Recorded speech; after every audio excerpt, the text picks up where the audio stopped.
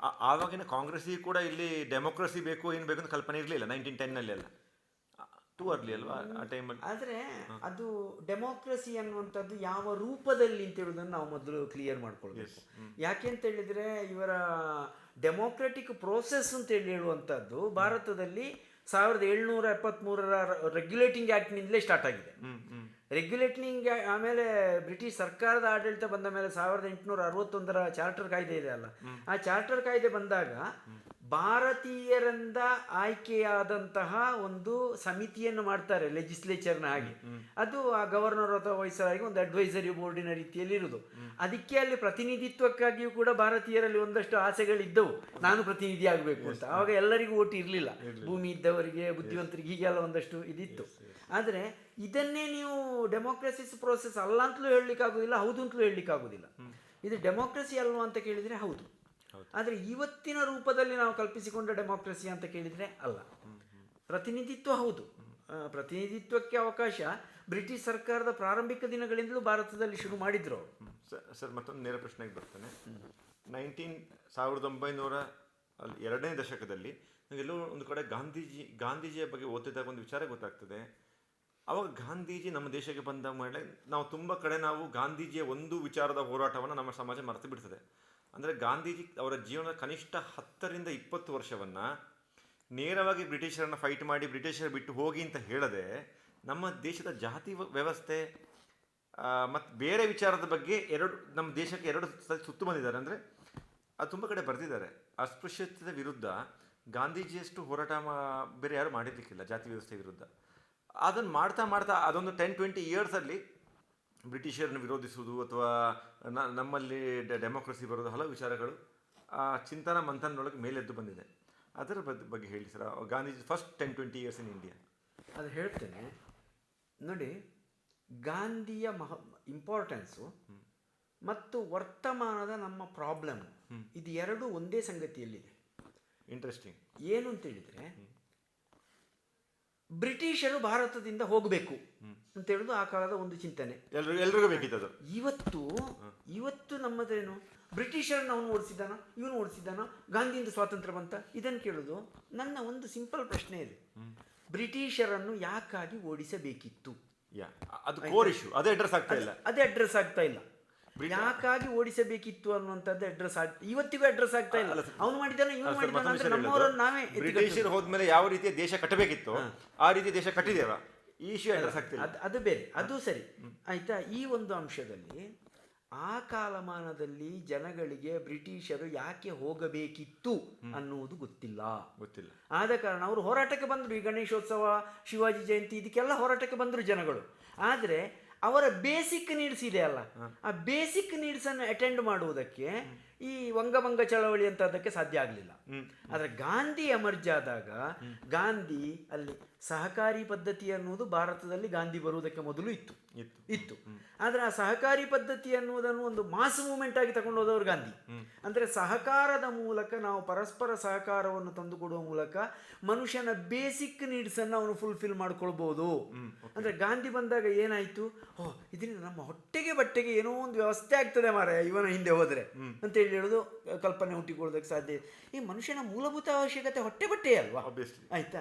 ಈ ಹೊಟ್ಟೆ ಬಟ್ಟೆ ತುಂಬಿದ್ರೆ ಆಮೇಲೆ ನಮ್ದು ದೇಶಭಕ್ತಿ ಎಲ್ಲ ಜಾಸ್ತಿ ಆಗ್ತದೆ. ಹೌದೌದು. ಈಗ ದಾದಾಬಾಯಿ ನವರೋಜಿಯವರು ಡ್ರೈನ್ ಥಿಯರಿಯನ್ನು ಅವರು 1880s ಸುಮಾರಿನಲ್ಲೇ ಅವರು ಹೇಳಿದರು. ಆದರೆ ಡ್ರೈನ್ ಥಿಯರಿ ಎಷ್ಟು ಜನರಿಗೆ ಅರ್ಥ ಆಗಿರ್ಬೋದು? ನನಗೆ ಉತ್ತರ ಗೊತ್ತಿಲ್ಲ ಸರ್. ಆಯ್ತಾ? ಭಾರತದ ಸಂಪತ್ತನ್ನು ಬ್ರಿಟಿಷರು ಹೀಗೆ ಲೂಟಿ ಹೊಡ್ಕೊಂಡು ಹೋಗ್ತಾ ಇದ್ದಾರೆ, ಭಾರತ ಎನ್ನುವ ದನದ ಕೆಚ್ಚಲಿನಿಂದ ಹಾಲನ್ನು ಕರೆದು ಈಗ ರಕ್ತವನ್ನೇ ಬಸಿದುಕೊಂಡು ಹೋಗ್ತಾ ಇದ್ದಾರೆ ಅಂತ ಅವರು ವಿವರಿಸ್ತಾರೆ. ಎಷ್ಟು ಜನರಿಗೆ ಗೊತ್ತಾಗ್ತದೆ? ಇದು ಗೊತ್ತಾಗುವುದಿಲ್ಲ. ಆವಾಗ ಅದು ಗೊತ್ತಾಗುವ ಹಾಗೆ ಮಾಡಬೇಕಾದ್ರೆ ಏನು ಮಾಡಬೇಕು?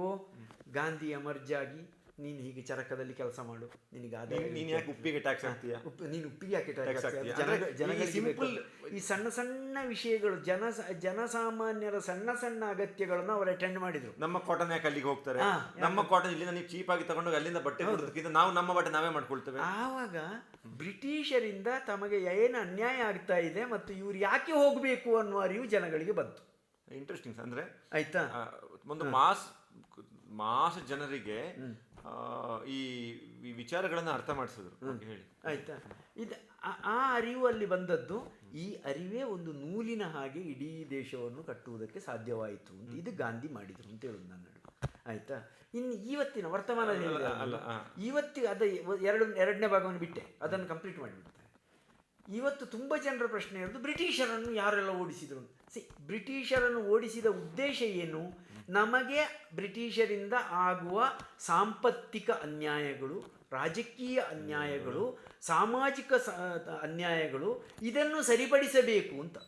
ಆಯ್ತಾ, ಇದನ್ನು ಸರಿಪಡಿಸುವುದು ಇವತ್ತಿನ ಆದ್ಯತೆಯಾಗಬೇಕಾಗಿತ್ತು. ಆದರೆ ಇವತ್ತು ಯಾರು ಬ್ರಿಟಿಷರನ್ನು ಓಡಿಸಿದ್ರು ಅಂತ ಹೇಳೋದು ಆದ್ಯತೆಯಾಗಿದೆ. ಬ್ರಿಟಿಷರನ್ನು ಯಾಕಾಗಿ ಓಡಿಸಿದ್ರು ಅನ್ನೋದು ಅರ್ಥ ಮಾಡಿಕೊಳ್ಳಿಲ್ಲ. ನೋಡಿ, ಆ 565 ರಾಜರುಗಳನ್ನು ತೆಗೆದು ನಾವೀಗ 6000 ರಾಜರುಗಳನ್ನು ಮಾಡಿಕೊಂಡು ಕೂತ್ಕೊಂಡಿದ್ದೇವೆ.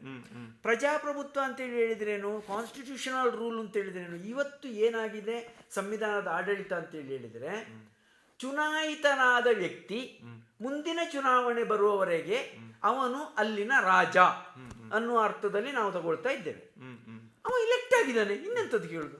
ನೋ, ಪ್ರಜಾಪ್ರಭುತ್ವ ಅಂತ ಹೇಳಿದ್ರೆ ಚುನಾಯಿತ ರಾಜ ಅಲ್ಲ. ಪ್ರಜಾಪ್ರಭುತ್ವ ಅಂತ ಹೇಳಿದ ಮೇಲೆ ಚುನಾಯಿತನಾದ ನಂತರವೂ ಅವನು ಜನಪ್ರತಿನಿಧಿಯೇ.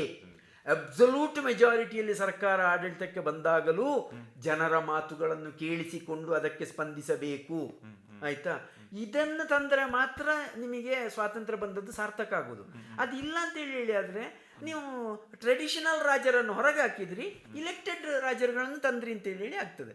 ಇದು ಇಲೆಕ್ಟೆಡ್ ಕಿಂಗ್ಶಿಪ್ಪು ಅಂತೇಳಿ ಹೇಳುವಂಥದ್ದು ಇವತ್ತು ನಮ್ಮಲ್ಲಿ ಬಹುಮಟ್ಟಿಗೆ ಆಕ್ಸೆಪ್ಟೆಡ್ ಆಗಿರುವಂಥ ಒಂದು ನಾರ್ಮ್.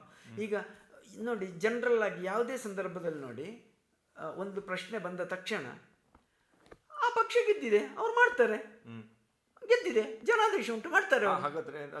ಆದರೆ ಜನಾದೇಶ ಉಂಟು ಮಾಡ್ತಾರೆ, ಅವರೇ ಮಾಡಬೇಕು. ಆದರೆ ಅದೇ ಜನಾದೇಶದಲ್ಲಿ ಒಂದು ಅಂಶ ಇದೆ, ಆಸ್ ಪರ್ ಕಾನ್ಸ್ಟಿಟ್ಯೂಷನಲ್ ಲಾ. ಏನಂದ್ರೆ, ಯಾರು ಜನಾದೇಶವನ್ನು ಕೊಟ್ಟು ಚುನಾಯಿಸಿದ್ದಾರೋ ಹಾಗೆ ಚುನಾಯಿಸಿದ ಜನಗಳ ಮಾತುಗಳನ್ನು ಅವರು ಕೇಳಿಸಿಕೊಂಡು ಆಕ್ಟ್ ಮಾಡಬೇಕು ಅನ್ನುವಂಥದ್ದು ಕೂಡ ಪ್ರಜಾಪ್ರಭುತ್ವದ ಒಂದು ವ್ಯವಸ್ಥೆ. ಅದು ನಿನ್ನನ್ನು ಆಯ್ಕೆ ಮಾಡಿದ ಮೇಲೆ ಇನ್ನು 5 ವರ್ಷದವರೆಗೆ ನಿನ್ನ ಬಗ್ಗೆ ನಾನು ಏನನ್ನು ಮಾತಾಡೋದಿಲ್ಲ, ಏನು ಬೇಕಾದ್ರೂ ಮಾಡ್ಕೋ ಅಂತೇಳಿ ಹೇಳಿಕೊಡುವ ಪರ್ಮಿಷನ್ ಅಲ್ಲ. ಈ ಅರಿವು ಬಂದಾಗ ಮಾತ್ರ ನಾವು ಬ್ರಿಟಿಷರನ್ನು ಹೊರಗೆ ಕಳಿಸಿ ಇಲ್ಲಿ ಪ್ರಜಾಪ್ರಭುತ್ವವನ್ನು ಜಾರಿಗೆ ತಂದದಕ್ಕೆ ಒಂದು ಅರ್ಥಪೂರ್ಣತೆ ಬರುವುದು.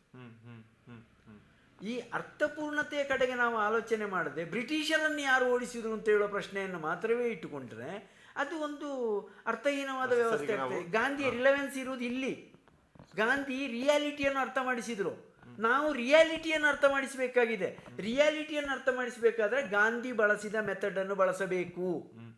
ನಮ್ಮಲ್ಲಿ ಈಗ ಗಾಂಧಿಯ ಬಗ್ಗೆ ತುಂಬ ಮಾತುಗಳು ಬರ್ತಾ ಇವೆ, ತುಂಬ ಚರ್ಚೆಗಳಾಗ್ತಾ ಇವೆ. ಇಲ್ಲಿ ಗಾಂಧಿ ಪರ ವಿರೋಧ ಇರುವಂಥದ್ದು ಯಾವುದು ಕೂಡ ಗಾಂಧಿಯ ತತ್ವಗಳ ಕುರಿತಾಗಿ ಇರುವಂಥದ್ದಲ್ಲ. ಗಾಂಧಿಯನ್ನು ಯಾರು ವಿರೋಧ ಮಾಡ್ತಾರೋ ಅವರನ್ನು ವಿರೋಧ ಮಾಡಲಿಕ್ಕಾಗಿ ಇವರು ಗಾಂಧಿಯ ಪರ. ಸರ್, ಈಗ ನಾನು ನೇರ ವಿಚಾರ ಹೇಳ್ತಾನೆ. ಈ ಕೆಲವು